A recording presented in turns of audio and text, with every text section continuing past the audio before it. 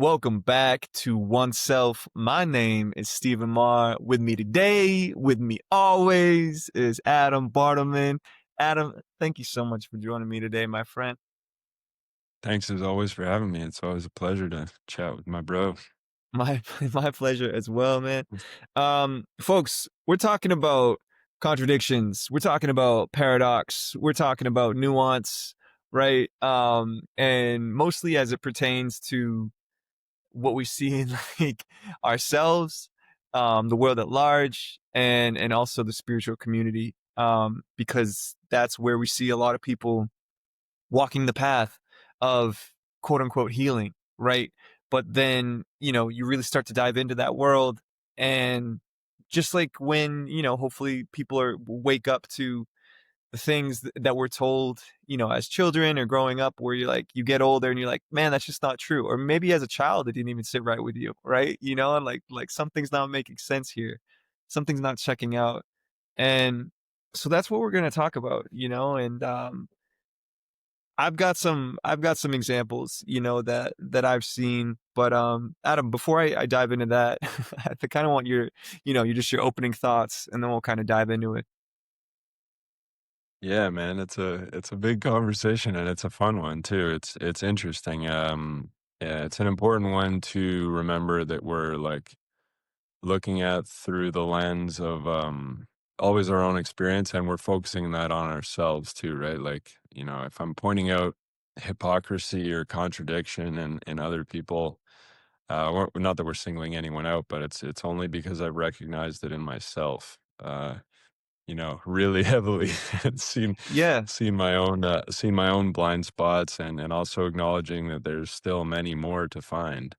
So it's not about I think really focusing the awareness of the conversation around like this isn't about othering, this is about like togetherness and acknowledging the blind spots that we all carry and like where we can all do better. And Stephen and I absolutely are including ourselves in this conversation when we're talking about this. So that's what I would say. Yeah, man. Don't trust anyone who acts like they have all the answers. We certainly do not. Yeah. We're just No. trying, right? Yeah. Students of the world, and so I think. But what does that entail? I think a good faith effort, right? And Yeah. Yeah. accountability is a big part of that, right? Like you said, recognizing that in myself too, um, as well as the world at large, as well as the things that we see in the world, because that is the important step in order to improve things, right? You have to call things out, and not with vitriol or hate or anger, towards other people or other ways of being, but yeah, with just some honest accountability and a good faith effort to try and improve things, and meeting people where they're at, ourselves included. Yeah. Yeah. Recognizing the patterns. Like we recognize Yep. the patterns of contradictory, bullshit behavior, as you're saying, whether it's later in life or, in childhood or like a mix of both, like I think it was a mix of both for me. I noticed some things that didn't make sense personally, but then still held on hard to the illusion and the masks in other ways. And those had to sort of crumble. And, I had to deconstruct those a little bit later, and that was a little bit more of a painful journey. But it's always remembering to just kind of zoom out from the personal self perspective and realize, it's not that serious. We all make mistakes. We all have cringy moments from the past or cringy things we've thought or said or whatever like that. So it's all good. We're just here trying to raise our own awareness and hopefully in doing so, trigger that or motivate that desire in others to do the same. Absolutely. I'm gonna call to the table, call to the floor. Just something I've noticed, and a tool that we both used, right, in the past, Yeah. which was plant medicine, right? And you said something beautiful in past episodes where you were like, you use it to recognize the fact that you don't need it, right? Mm, And that, like, that yeah. that potential, that capability of just being sober and being at peace and being content with yourself and and all the things that we're trying to work on, the self-love and healing the nervous systems and living in integrity, like all this important stuff that we see and recognize. Um, oh man, just lost my choo choo. My Well, train of thought, choo choo. Plant medicine. Sorry. yeah, Yeah. I think I got it. You're Well, talking about plant medicine and like the inherent contradiction of like it's something you use to recognize that you don't. It's something you need to use in order to recognize that you don't need it. That you never need it in yes. the first place, Yes. depending on the personal journey. Yes. Yeah, Yeah, absolutely. And something I see is that, um people who use it a lot, right? And then never fully integrate, and yeah, into their life. Like it's like the things that might have been brought to the surface in those ceremonies or in those sessions, um, they come up and you might acknowledge them, but then, nothing's really, I guess there's no or forward progress, right? Is like, it's not like I see it. And yeah, then where do they go back to? It's like the plant medicines again and again and again. And it's like, it's a great, powerful tool, right? To maybe wake some hmm people up. But the work is hard, man. Like it's really hard to like integrate into a life. And these are things that I still have, trouble doing and or like, that's a yeah, continual process, right? Just this process of integration into my life. And I totally. just want to recognize, and a lot of people are coming from addictions. I have addictive behavior in my family, as I've, told in past episodes. And the I just want to warn people of abuse, I guess. It's just like I see abuse, right? And it's usually from my dad is an example of that, right? Where it's like he went from, the alcoholism to the ultra marathon running. And it was like he was still hmm beating his body up, man. Like it's not like, it's just I think it was a better Yeah, better thing to yeah. go, but Lesser of like two evils. lesser of two evils for sure, but like he was still like he would be beat up, man, after, an ultra marathon race. Like his body, his feet, like it was gnarly what those races did to his body. And I think it's kind of similar when when someone maybe was coming from a life of trauma or pain, and then they come into this area, the plant medicine area, and it's potentially another area for abuse, right? And I just want people to like have awareness of that, and that it's like doing these things over and over again doesn't it can be counterproductive. It can it can hurt as well, or become the new fixation, or become the new vice. Yeah, And I just want 100%. people to be careful. I just want people to be careful when they're because these are powerful things, and sometimes it can be counterproductive to use them. Yeah. Absolutely.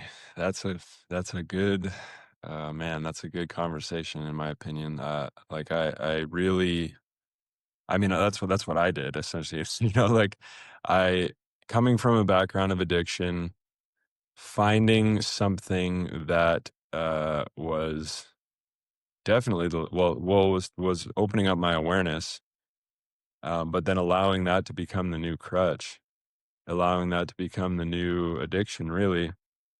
And, yeah, as you said, integration, I think, is like the most important thing.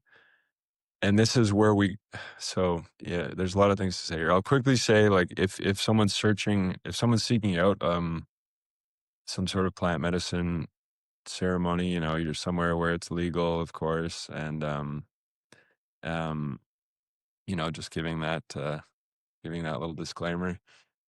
Seeking out someone who's doing it in integrity is surprisingly Hard. challenging in today's climate because this whole conversation centers around ego, right? Like how we get lost in it as the participant, as the practitioner providing these medicines. Like there's so many layers.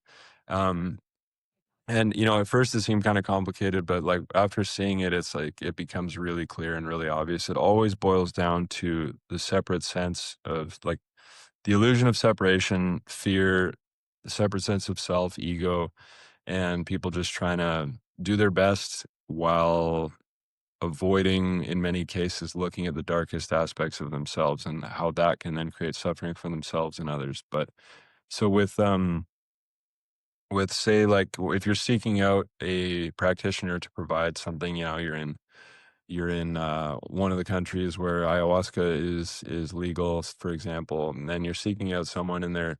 You want to be looking for someone who, well, first of all, getting recommendations and referrals, and then someone who is really understanding the concept of integration, because in my experience, it's talked about and they say it like it's a cool and important and um, you know just very aware thing to say, like, okay, way to focus on integration. But then it's like, what happens? Maybe a day after we, talk about, have like a little sharing circle for a couple hours. And that's not integration. That's like a conversation about it. But if we're truly trying to guide somebody through that space, I mean, you need to be offering them support for like weeks and months afterward, because integration is the most important aspect of it. And I used to hear that and think like, yeah, it was in one ear and out the other for me. I was like, yeah, yeah, okay, but really, it's about the journey, because like, wow, what a crazy experience that was, and so many realizations coming through. But the thing is, like, those realizations don't land. They fall, and it's like that quote from Jesus about spreading the seeds. They like the seeds, they don't fall in fertile soil if you're not ready to integrate and water them. So when we come to this conversation, yeah, it's important to find someone who's seriously like willing to offer as part of their whatever their package for their offering, their service, some serious integration, and they got to know what they're talking about. This isn't somebody who's gone to Peru for 6 months to learn how to serve ayahuasca and then come back and like and up there serving ayahuasca somewhere else. It's like, you don't like, sorry, like, I know you spent 6 months in the jungle and it's like it's a sexy story, but you don't know shit. Like, you don't know anything about guiding someone through a space of like trauma healing and integration. Like, it's just but that's the thing, like the typical thing that I've seen is, people go to a plant medicine ceremony, they get the realizations. In many cases, they think they've got it all. Some people think that they're, the second coming, and then they see the person up there at the front who's serving the medicine, and they go like, "I want to be that guy, because that guy is the guy. Like, I want to be him." It's an ego trip, right? Like, I want to be the one I want to be the one who everyone else in the ceremony is looking at as like the guy that, the women are ogling them, and like, and that's another thing, that there's so much sexual misconduct, abuse, just unclean energy moving through that space too, which is like a whole other conversation. But it is so shockingly prevalent that I would Rampant. say assume, sorry? Rampant. Yeah, rampant. Yeah, it's like, just like assume that that's going to be the case, to be honest, like in the first place, because like you've seen where you're at now in Guatemala, like we've both been there. It's like it's palpable, it's obvious, and you get traumatized people showing up looking for answers, and you get traumatized people trying to offer them guidance, and it just ends up in a big mess based on all the blind spots. And yeah, but that's more specific about coming into the spaces, like the integration. So bringing it back to like just the participant perspective a little more, um, understanding that especially in the West, we are so deeply conditioned to want a quick fix. And even if we think we've talked about it and read about it and learned about that element of our egos, it's really deep. So it really requires looking at it, because that conditioning on wanting a quick fix, plant medicine is really perfect for that. It seems like, just taking an Advil for a headache, like, I'm just going to go do ayahuasca or iboga, and my trauma is going to be healed. Like, yeah, it's going to be a rough journey, but like it's just a day or two and or three, and then I'm going to be through it. And it's like it's not based in that doing, right? We have to come to that kind of space, recognizing that we're going to get some answers, but it's not going to do any of the work for us. It might point our awareness in the direction of where the work has to be done, but all of that integration has to be done afterwards. So it's like you're doing a plant medicine ceremony, you probably shouldn't be thinking about doing another one for at least a year after you do one. Yeah. Like the back to back that I used to do, which was like just such a ridiculous ego trip, was a waste. I mean, nothing's a waste, right? That was my journey. But like, if I could say for the sake of conversation, a waste of time and energy, and really just compounded my blind spots and didn't help me to see where I was missing out. Because this analogy that I've used for plant medicine many times, it's like you're out in the middle of a lake. You've been dropped off by a boat, and they took off without you, and you're in the middle of a lake, and you're swimming, and you don't know which way the shore is. It's a big lake. It's getting dark, and you're getting tired, and you're starting to go under the water. You're starting to lose steam, and you're starting to like bob under, and it's looking like you're gonna drown. So plant medicine can be somebody coming by and just throwing you a life preserver, right? And so you get one of those little life preserver donut things thrown to you. Like, that's the plant medicine. It's gonna help you come up for air. It's gonna help you take a rest. It's gonna maybe even allow you to see in which direction the shore is. But what it's not going to do is move your arms and legs for you. You're going to have to swim to that shore yourself.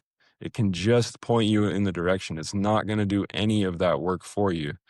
And for myself, when I started that journey many years ago, it was like the realizations were so profound. Like the clarity that came through was so expansive, that I really thought I could skip a lot of the steps, because sitting in that afterglow after a ceremony for a few days, I'm like, oh my God, I just have so much clarity. It all makes sense. And then you're really in a great high vibration, because you're attaching to that awareness that is only seated in the mind at that point. But that will fade, especially if the feelings in the body are starting to pull on the thoughts of the mind, meaning that the energy in the body, the somatic level, has not been processed, right? The trauma is still stuck in the nervous system. And so that's why, I could go through an experience like that, feel great for a while, maybe even have an afterglow of like a couple of weeks, and then be right back to it. And that's the thing, is like, in my mind, I was like, well, I've seen it. Like, I get it. It's so clear. But then I go right back to my toxic behaviors, right back to my reactivity and anger, because the trauma in my body hadn't gone anywhere. We have to go through unlocking it in the mind as well as in the body, and then integrating it into our being, into our personality level, right? Like our identity. And it was in doing that I skipped, like I tried to skip. I put off doing the really, like, the healing spiritual path 101 stuff, like all the really awesome stuff, like the somatic stuff, the whatever, like what, breath work, hot and cold work, exposure, just myriad different type of nervous system processing, the journaling, the gratitude stuff, the affirmation, all these things that work really great for helping to integrate stuff and chip away at somatically stored trauma. And overdoing the plant medicine was really like slowing me down. I thought it was speeding me up, but it was really just one step forward and two steps back. So really, yeah, it's an important one to consider when approaching that plant medicine path and community, because in these different communities, like, guess what? Guess who I met down there?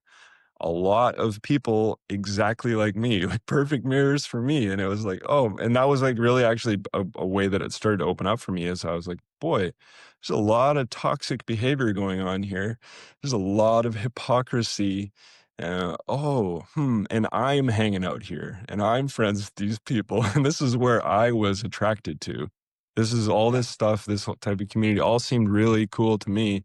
So what is that reflecting? Like maybe I got some work to do, which I absolutely did. And then as I did that work, those places became far less attractive to me.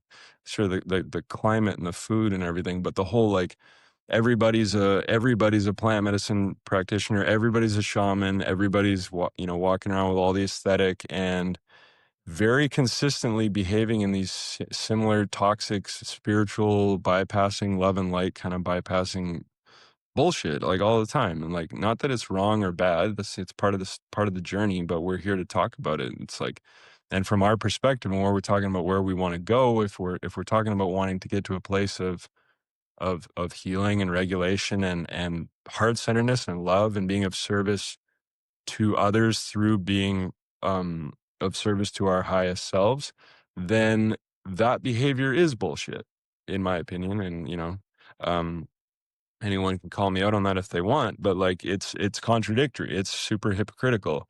And again, I'm pointing out that I see that and I believe that based on what I've seen through myself, because I'm including myself in that camp of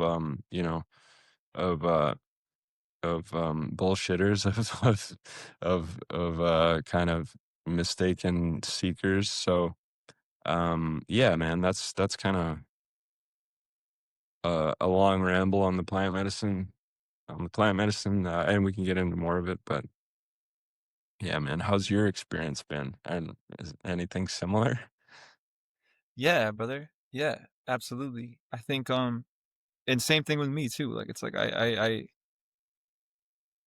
call it out because I recognize it in myself, you know? Yeah. And, being accountable to myself. And it's like, um, you're gonna go back to reality. Right? It should, Yeah. like you're gonna go back to like the normal day to day. And that's where the work is, right? Like the day in and the Hmm. day out. And it's not sexy, like you said. It's not a sexy, plant medicine journey. Like it's just like it's the mundane of the day to day where the real work is. And it's like, Yeah. can you stick to a healthy routine or a healthy lifestyle and integrating all those daily things that you can do to just feel good, right? Like to get up and feel good, to eat right and exercise and yeah, say something you're grateful for that day and like journaling and like all that stuff, getting your thoughts on paper, Yeah. getting them out of your head so you're not fixated on your thoughts. And that's the work, man. Like that's the unsexy work that is not Yeah. rooted in the plant medicine journey. And a lot of and that's hard, right? Like that's the hard way. Like you said, the quick fix, the quick easy fix. That's not the quick easy fix. That's the slow hard way of like building a Yeah. life brick by brick to just be all right. Be all right with being here and being comfortable in your skin and then getting to know yourself Hmm. as you will change and as time will pass you by. And yeah, man, and it's sad. And like you said, like the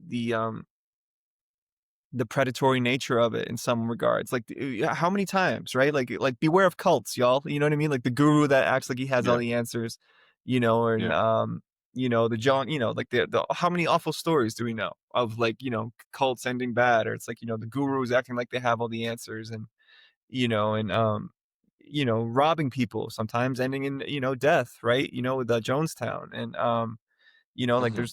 there's so many examples of this stuff where it can get really crazy. You know what I mean? Yeah. And Yeah. so it's just like be careful, right? And discernment, like you said, Adam, is like hardest thing in the world, right? And to share something I'm always working on, right? It's just like, how does this person make me feel?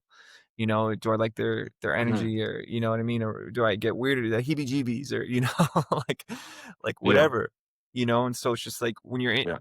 approaching these situations, it's like really, really try to use your discernment. And yeah, man, all this to say, it's like we want people to get better. we think, yeah, these tools are good to open some doors, but it's like, yeah, they are tools that you should use with intention. And Yeah. and then you got to go live, like you got to go live your day to day, right? And Yeah. that's what I found, right? Is like the hardest part is like this, the day in and the day out, and as the world, is getting crazier and crazier, and so yeah, man, Yeah. I think that's just like my 2 cents on what I've seen in that. And yeah, Yeah. it's classic, right? What's the answer? It's the hard way. It's not the sexy Yeah. journey. It's the hard work The every quick day, way. Yeah. the quick way. Yeah, and you'll see people in those communities, like the ones who, maybe are, expats who are down there who have just attached to that community and like, maybe find a way to make money there. And this is not to lump everyone in that, not trying to paint everyone with the same brush, but it is very common. You'll see the people who are just like, okay, yeah, I can just do this now. I can just kind of run away from the world in a way and hide out here.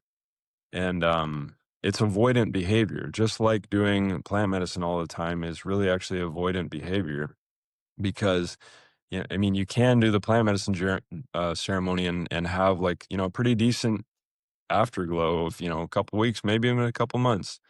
And then if you're just coming back to do it again, you're missing the point because the point is not to be doing this continuously forever, as many people are, as I was for a few years there. It's just like, dude, what are you doing? Like, yeah, all is one. So we see that sometimes we are having ourselves mirrored back to us through something external, like a plant or other people, if it's like a therapist or whatever it is. But ultimately, that is to bring us to the realization that we don't need it. And that's the paradox, right? Is that we like in many cases, in order to get to the state of being, we do have to go through some doing that turns us on to the idea that that we have that paradigm backward, that it's really about being first, and then we do the things that are the expression of ourselves in order to have the life that we want. But sometimes, the doing teaches us about the being. So in the case of plant medicine, it's like, yeah, you might need to do the plant medicine ceremony a few times in order to recognize like, oh, this was in me all along. I don't need it. It's like the parable, like the story of the alchemist. Like, it goes on a long journey only to come back to find it was what he was seeking was right beneath his feet the whole time. And um, that's it, right? Like if we can really meditate on and grasp the concept of oneness, like nothing could possibly be outside of us. Um, but again, like as I repeat, just that being said, if something outside of us turns us on to the fact that it was not only within us, but it was actually us the whole time, then that's all good. It's just not getting lost in it, or if you are lost in it, just shortening that window of suffering because doing plant medicine all the time, just being like a plant medicine person for the rest of your life, it's like that's that's cool and that's fine. And if that's better than being an abusive, raging alcoholic or whatever it is, like cool. Again, none of this stuff is right or wrong. There's no right or wrong in the realm of the absolute. We're just talking about where we're trying to get to. Trying to get to a place of healing and evolution, then if we're just putting all of our eggs in the basket of doing plant medicine our whole lives, well, like, guess what? We're not really processing anything. We haven't really worked on those attachments. So guess what your soul is going to ask you to do again is like come back to a very similar incarnation to work on this stuff again, which is fine. Is not There's nothing wrong with that, but just recognize, have the awareness of the situation before making the choices so you can direct yourself where you really want to go. If that sounds good to you, it's like I just want to do plant medicine and not really actually do the deep trauma work, then um like the integrative work, then that's cool. There's nothing wrong with that. But for Steven and I, it sounds like very similar path. Like we're kind of wanting to go deeper than that, and not have to depend on something outside, and not have to run away and live in a warm little tropical climate, surrounded by like-minded um lost souls. That's what in that specific town, that was what I came to realizing. Like I started calling it in my head, I'm like, this is the town of lost souls, and I was like, I guess that includes me. um but Yeah, man. you recognizing that, Yeah, me too. yeah, yeah. Yeah. you know? Yeah. Well, it's, and, like, another person was calling it Playtown, like, it's not it's not real. It's just like but I mean, that's also just like a micro, macro reflection for the rest of society. I mean, this is all Playtown, like, this whole place is supposed to be play. I mean, like, the Hindu term "lila" to speak of creation, like the experience of creation. It's like it's a play.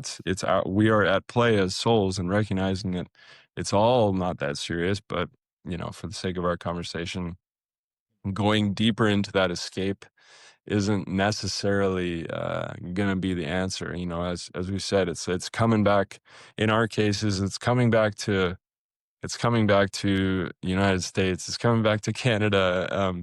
It's not being in a cool tropical, you know, uh, plant medicine community with like awesome vegan food everywhere. It's like kind of Yeah. gotta get back to the real world in order to integrate where we have our attachments. And it's not like, that's to say that like Canada and the US are like these cold, desolate, boring places.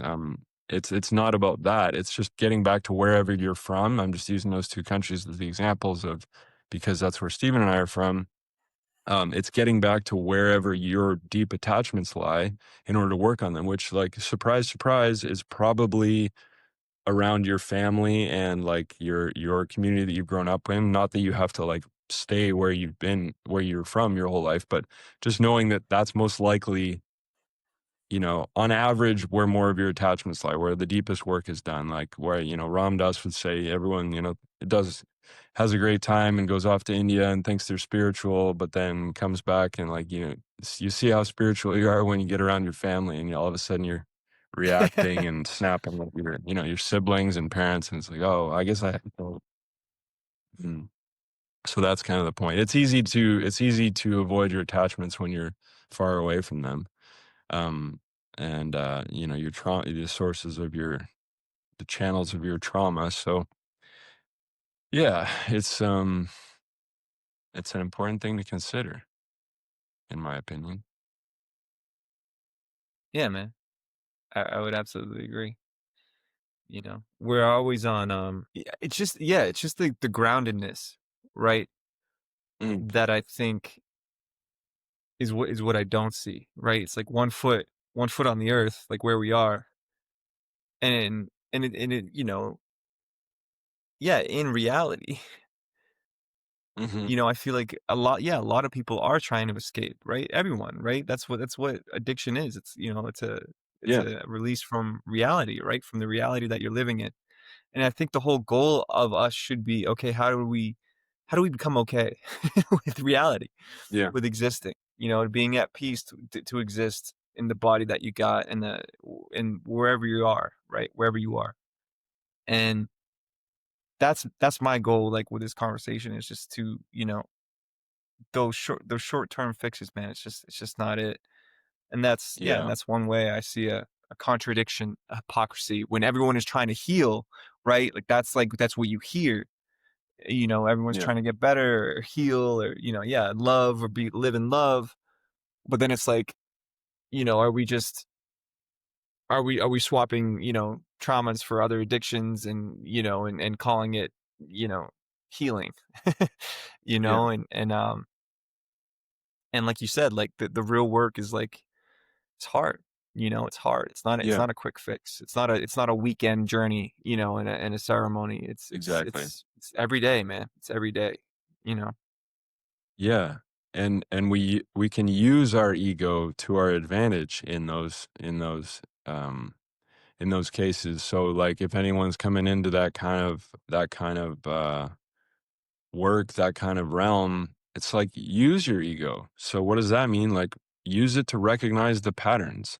Recognize the patterns, how everyone's saying kind of the same thing.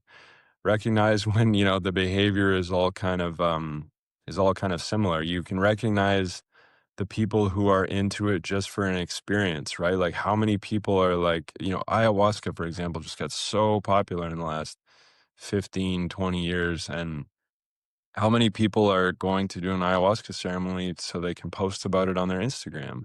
and or how many people are truly seeking deep healing. And again, neither of those is is uh, is right or wrong. Right? It's the person who's just going for an experience because they think it's cool and they want to tell their friends they did it. And maybe they have a beautiful journey that turns them on to something different and motivates a whole different uh, like opens a whole different chapter for their lives. Like there's nothing wrong with any of this. Just seeing what fits for you. So and and um and yeah, recognizing the patterns, seeing the way that people speak about it.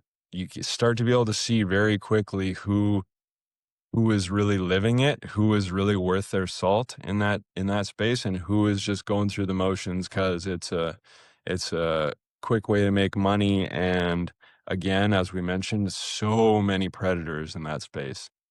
And guess what? Yeah, the predators, the men, obviously for the most part, moving through that space, they don't know that they're predators, and that's why they're so dangerous, okay? Like, maybe a couple psychopaths in there too that know that they are, but most of these guys do not realize that they are predators, and when you're using these medicines in an improper way and overusing them and combining them with different things, you're opening yourself like, these people are often opening themselves up to very dark energies that are just feeding their own egos, and they are truly believing in most cases that, like, they are doing good work.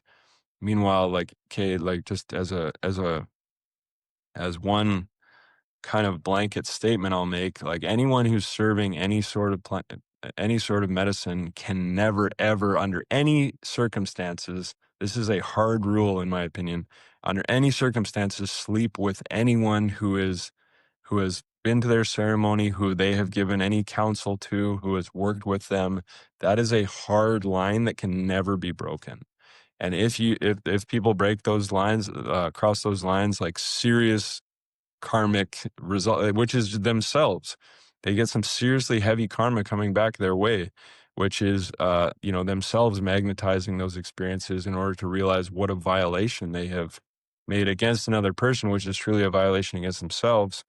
Um, so yeah, anyway, just as a rule, if you've heard, whisperings like, oh, this guy's offering ayahuasca, this guy's offering iboga or kambo or whatever it is, and like he's slept with some of the people that he's offered to, like, or that he's considering that his pickup scene, like, run, do not walk, but run in the other direction. These people are dangerous, and they're often very charismatic and very cool, and they say all the right things, and they play all the right music, and they got some, seemingly cool people hanging around them. But like, this is like, I mean, I can literally see multiple faces in my head from that town specifically. I mean, I also encountered it. People trying to do that kind of work in Canada. It's everywhere. Like, and talk to anyone Yeah, who's it's in the spent time in States the too. space. Speak to the women, always speak to the women. Speak, hear what the women have to say. Always, always, and yeah, because it's like it's more often than not, it's people not moving in integrity in that space, unfortunately, and it's because, again, we're all looking for an escape from this world. People, this, capitalist mess that we have, like, nobody likes it, but it's not taking a shortcut and doing anything that victimizes another person is not an answer here. So, uh, really keeping that awareness that it is a pretty dangerous space to move in, especially as a woman. Um, because that is, look for women practitioners look for women who are offering, look for like women-led ceremonies. That would be like an absolute must, in my opinion. Not to say that that can still also be dangerous, as well, but obviously it's going to be far less risky than anything where men are involved, and that's just, you know, An um, unfortunate reality. sorry to say, but it's just exactly, that's the unfortunate reality. So, like, let's be realistic here and just, yeah, go for women-led ceremonies always. And I'm talking even the people working with them, their ayahuasca angels, whatever, like their assistants, and like all women, like, um, that would be, that would be ideal. Uh, I think so. Yeah, man. because it's and you know, and hopefully anyone moving in that space is coming to the awareness that like that they're just shooting themselves in the foot as well. You know, we're all one. If you're taking advantage of someone else, you're taking advantage of yourself.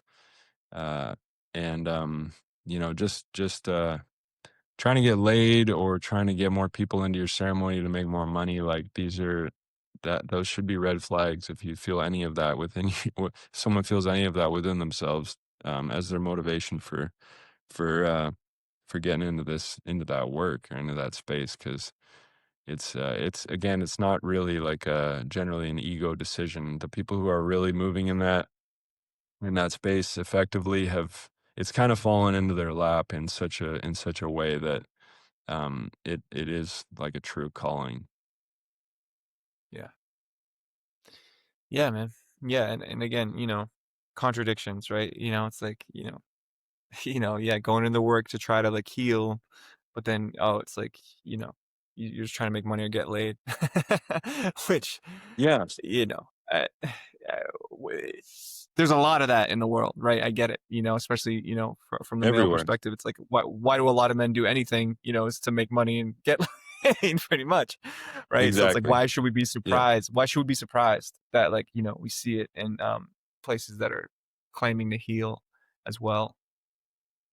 Yeah, and what really ends up happening, you know, someone like, for example, a woman comes down to, you know, South America, uh, seeking out a plant medicine ceremony, or anyone, men as well, which I'm just saying more often, you know, the predatory, um, sort of dynamic, you know, coming down to look for healing with regard to trauma, some sexual trauma, and then they come down there, and what ends up happening? There's like more sexual trauma, like Sexual trauma. Yeah. straight up, yeah, with straight up like abuse and rape has happened like countless times in these spaces. And oh, and another warning: just because they are from the indigenous community that serves it, does not mean they're moving in integrity.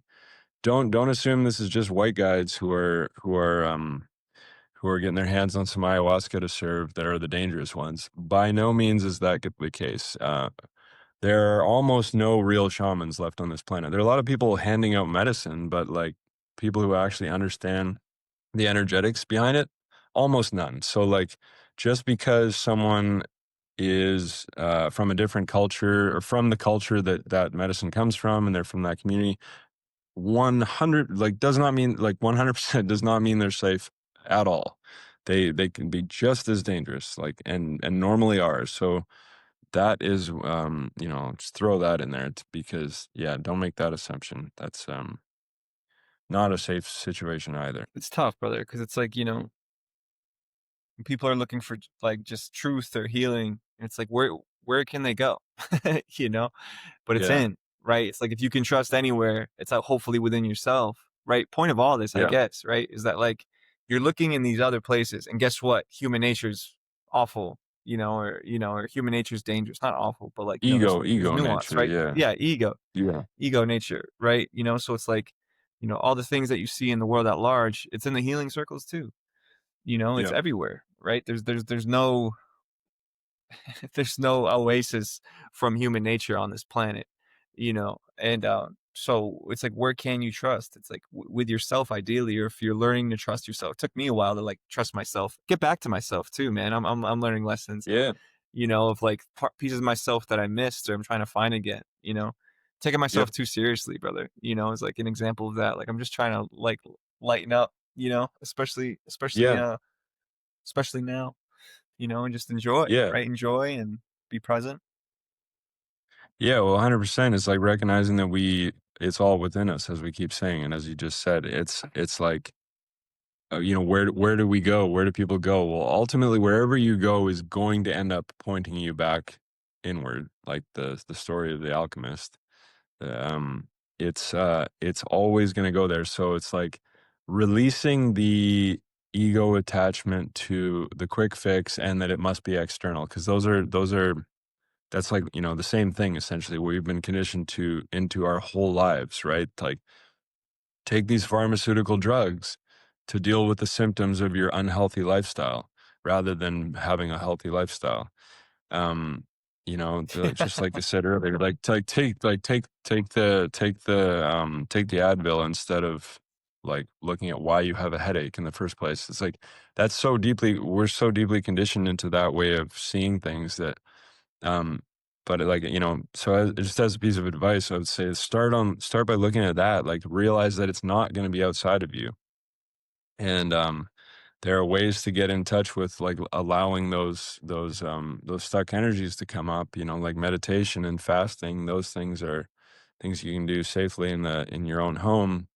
And there's so many, guided meditations online, there are books to read. Like I would always start there rather than going for the like, oh yeah, like I get I can do all those things, but this is like the rocket ship. I've not even a joke. I've heard that multiple times.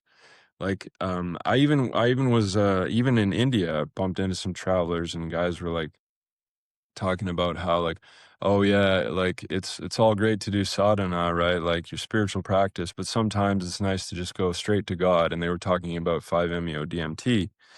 And I'm like, man, that's not it, dude. Like you might think it is, but your sadhana, your daily practice is really it. You don't need any drugs. I don't recommend really that anybody do any drugs because it's like sure that like the plant medicines can have their place for when someone's dealing with serious trauma, again done in a safe, controlled setting where it's legal and all that good stuff, and it has a lot of effectiveness. But like past that, I don't recommend anyone be doing it because and those the experience of taking a shortcut just kind of anchors in the belief in the shortcut, and that's not it.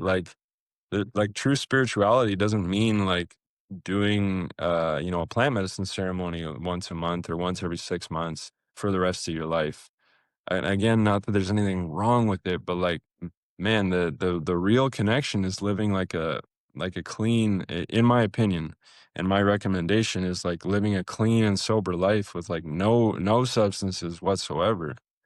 Um, like, do I have like a matcha green tea every now and then? Like, yeah, I do, but ultimately, like, it's not like a regular thing. Like, I'm not trying to even be on caffeine for that matter, because being centered and connected within ourselves as much as possible is is where it's really at. In my opinion, that's where you're gonna feel your connection with your creator. That's where you're gonna feel your connection with the masters, like that are just a reflection of that, which are a reflection of you. Um, so yeah, man, like going outside of ourselves for whatever it is, whatever the addiction is, if it's like somebody's, smoking weed or drinking 3 coffees a day or drinking a few beers every day, or their screen addictions, or their new addiction is going to, flying down and doing ayahuasca somewhere. It's like, not that ayahuasca isn't a beautiful medicine in the right way, but like when any of these things become a crutch, it's just, kind of back at square one. It's the same, it's the same it's the same entity, just like wrapped in a different mask, so uh, yeah, just always bringing it back to like just take a deep breath, calm down, and realize like we got all of it within us, always have. Yeah. Yeah, man. It's like, and that's, I, I get how scary that can sound when people are like, what? Like, I can't have my latte in the morning or something. It's like, Yeah, you know, it, it doesn't have to be that I've extreme. done, right, right. No, but like I have done both, right? And like the most energy, whatever you want to call it, like joy for life, like looking forward to living, was when I've been like 100% sober. And it's hard because it's Yeah, like super disciplined, yeah, right? And I'm talking about like everything, like where like yeah, food is me too. pleasure, right? Like food is pleasure. Food's an Yeah, addiction, not an addiction, but it's like, like don't put any sort of seasoning on food and you like anything, you know what I mean? Or any flavor. And it's like yeah, you'll realize like how much joy food can give you, right? And delicious food can give exactly. you. And it's like I've gone through periods where it's like, yeah, like fasting or like really just cut out fucking everything. And in a weird Yeah, way, man, like it's it's like I've felt the best physically and mentally, in those spaces. Yeah. It's really, really interesting how that kind of happens. And so I totally hear how hard that sounds, right? Like that, like the amount of sacrifice um that takes, right? Like, again, like, there's vices all around us, right? By design, I think. Yeah. And but if like you can have the discipline and the willpower to like just explore, just like even for a week or 2 weeks, or you know what I mean, just to see how it feels, right? And Yeah. then See what comes up. let us see what comes up, just do an experiment. It's not like you have to have a hard line, and then if you feel good, keep going, you know Yeah. It at the very least, it's, as we said, see what comes up. It will let you look at your attachments, because it's one of those things, right? Like when somebody says like, oh, what do you, people hear stories and then they get this idea in their head. What is it to live a spiritual life? Like, oh, do I have to be like a monk? I gotta like, I gotta lay off the beers. And in Canada, like cannabis is legal, so it's like everybody's smoking weed up there. It's like I gotta lay off the weed. I gotta lay off the coffee. I gotta do like all this stuff. Like, oh my God, that sounds so restrictive. That's gonna take so much discipline. And like, yeah, it might at the start, but then once you realize that restriction is actually expansion, because now you're free of all those things. And right. the energy that comes from that, and it's like is like it's immeasurable. It's hard to even describe, because you realize how many little drains, how many leaks there were in the pipe that was like where you were losing pressure. It's crazy, because um when we recognize that that's how we've been living our lives this whole time. And like, yeah, it takes discipline to get there, but ultimately then it gets to this point of where it doesn't take any discipline, because it's just like a natural joyful expression of your being to not be rushing from one thing to the next, one addiction to the next. And when you start really getting into it, like, yeah, cutting out food. I mean, I'm on like a day and a half now, fast, and I don't know how I don't know. I don't have any plan for how long it's going to go. It wasn't like a super serious one, but I'm on, day 2 of no food right now, and feeling awesome. And just using that as a way to see where my attachments lie, because like you said, like, it's not about food being bad. It's like, but it's the attachment to it, because if we're enjoying it like too much, that like that's where we're within that kind of ego realm of the dopamine spikes. If we're getting a big hit of pleasure off of our food, then guess what that's going to be naturally followed by is by suffering. That's why all attachment, whether it's attachment to something negative, of course, some attachment to something negative is going to create suffering. That's not hard for the mind to grasp. But also understanding the attachment to something positive is also going to create suffering, because that thing will ultimately leave at some point. Just like our attachment to our bodies. Like if we're attached to our bodies, like guess what? When you get old and you start to wither and get close to death, it's going to create a lot of suffering. But if you're not so attached to your body, it's not going to create so much suffering. So again, it's like looking at these things. But yeah, man, it's like there's a reason why um, like yogis are not eating certain things, and staying away from spicy foods and sweets and stuff. It's like because those things give you a hit. And when you're really looking at living a clean life and stuff like, and getting rid of your addictions, then these are definitely things to like experiment with, dabble with that kind of stuff before going the intense plant medicine route. Like, and of course, if it's a dark place, if someone dealing with like depression, or like a serious physical disease, or PTSD, these kind of things, like of course these medicines are super powerful in those cases. But if it's just like, I might try it, like consider not trying it. Try it. Like another thing I'll add, like a real like a serious plant medicine provider practitioner, like serious practitioners will try and push people away. They're not like, hey, come to my ceremonies. You apply to their ceremony, they'll get on like a discovery call with you, and like kind of like put you through a few question like a questionnaire to find out if you're really a good candidate. Because like some like for example, someone coming to do ayahuasca, it should be like that's sort of like the last resort.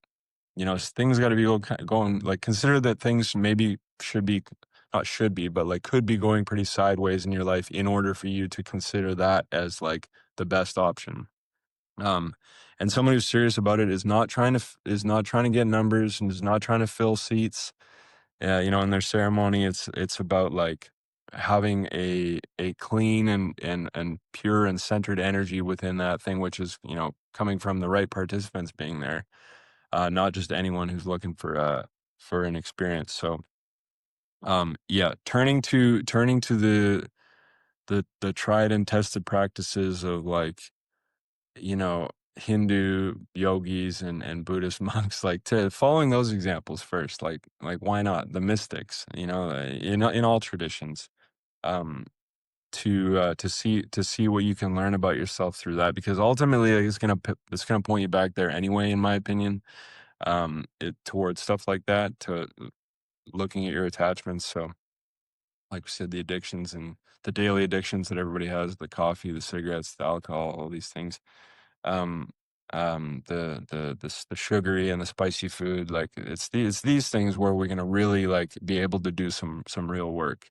And like I spent time on the plant medicine path and then eventually came back to like, okay, I can't skip any steps, gotta do the foundational work, gotta get back to the serious, the basic stuff, the stuff that does not sound fun, the stuff that does not sound sexy, you know, the fasting, the meditation, like that's, in my opinion, for my journey, that's where it's really been at. So, um, yeah, man, hopefully our conversation here, to those who have listened, uh, can really help avoid some of the pitfalls that Yeah, we've that's the whole point of our that's the whole purpose of our production here.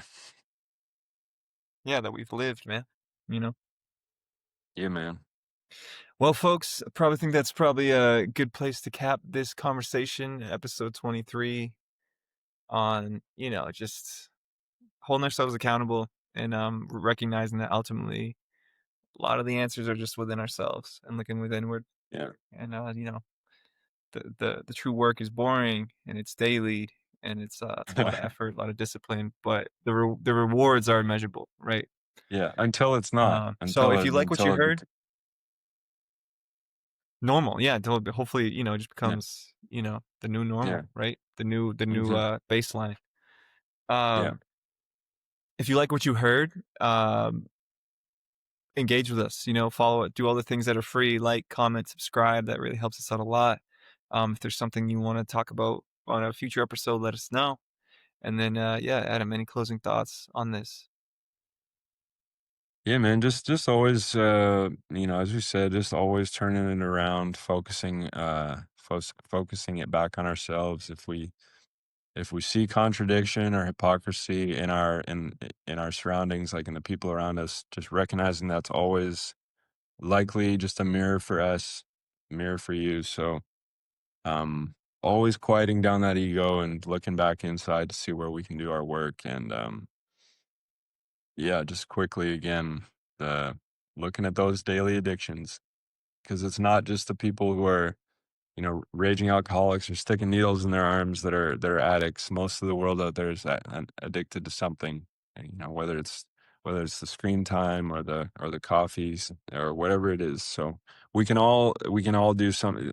I guess like not just putting it on other people, not othering, not saying like addiction is over there, but it's not right here in me, because it is probably there in you. Like 99.9% of people out there are addicts in one way or another. So always bringing it back to ourselves, being honest, being compassionate with others, with ourselves, the same thing, because we're only ever talking to ourselves. We're all one being here. So man, that's it, man. Like just be moving through the day with love. Amen. I don't know why I just said amen. That's why. Well, because preach, brother. That's why. Folks, if you, folks, yeah, we'll catch you next time. Thank you so much for tuning in to Oneself. Love you. Thank you. Love you.